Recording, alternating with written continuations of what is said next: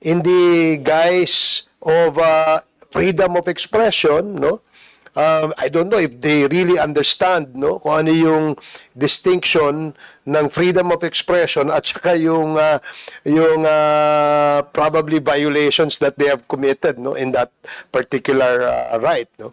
So bigla silang biglang dumami ang mga yan and they're suddenly coming out with several news and projecting it to be totoo or dapat paniwalaan. Kaya nga kumalat yung mga ganito. And there are only very few, no, purveyors of fake news. And alam nyo naman siguro kung sino yung mga yan. Can you name at least one purveyor of fake news that you have discovered in your fact-checking? Mr. Chair, medyo may na-hot seat po ako, no? Pero top of mind po, wala akong mabanggit na pangalan ngayon, I guess.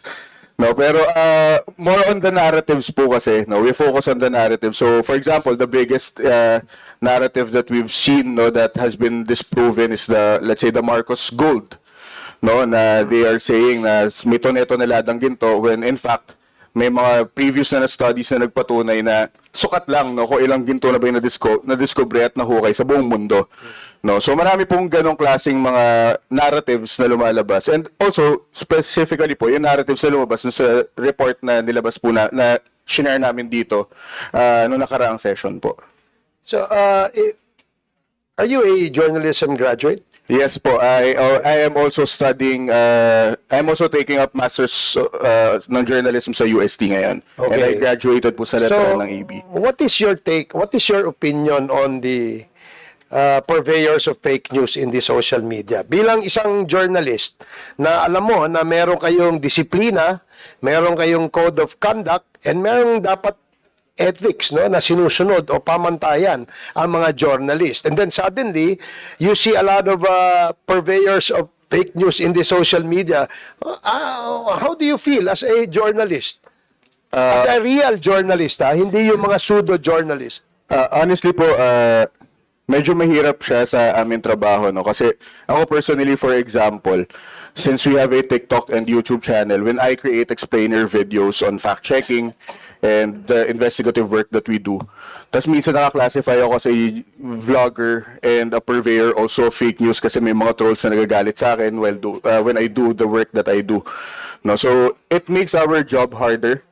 No, but at the same time, I think it's very important to find a distinction between journalists and purveyors of fake news. No, so the very moment na you step outside the ethics, no, of being a journalist, no, talagang masasabi naman natin na there's a stark difference between the two.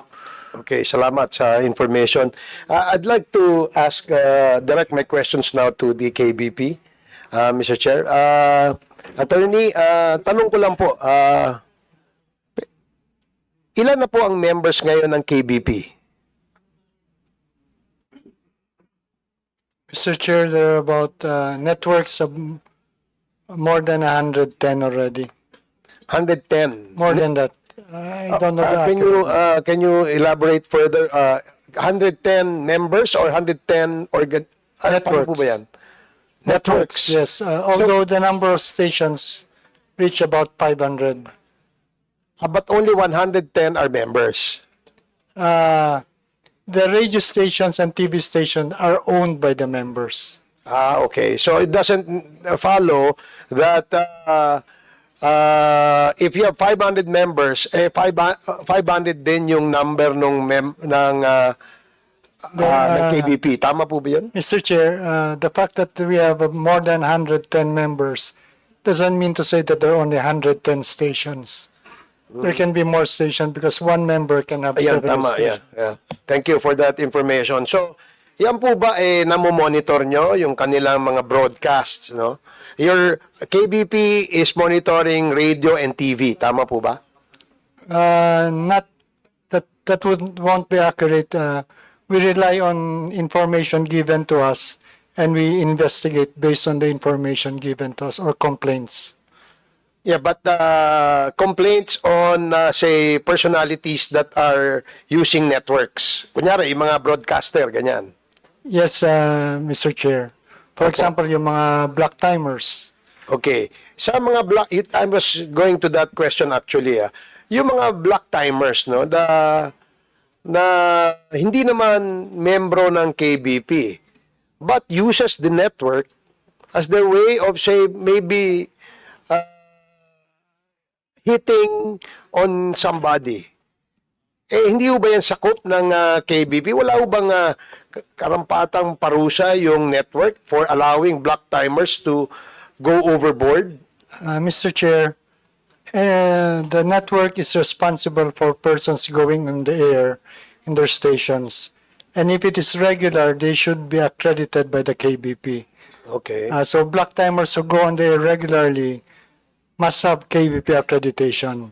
If the station or the network allows a non-accredited person to go regularly on the air, there's a violation of the Code of Ethics. So meaning, a non-member of the KBP cannot use the network to broadcast. Non-accredited broadcaster. Non-accredited. Yes. So very clear po yun. Halimbawa ho, si Congressman Paduano, suddenly, bigla ho naging radio commentator.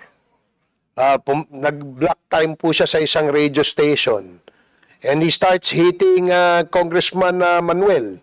And saying things that are not true. Sino ang may liability? Si Congressman Paduano o yung network? In addition to the liability of the black timer himself, the network has also a responsibility or can be held liable. At least malinaw po na parehang may liability because they should be responsible in whatever they broadcast. Yes, in fact, the responsibility extends to putting the black timer off the air if they continue to violate KBP ethics. So,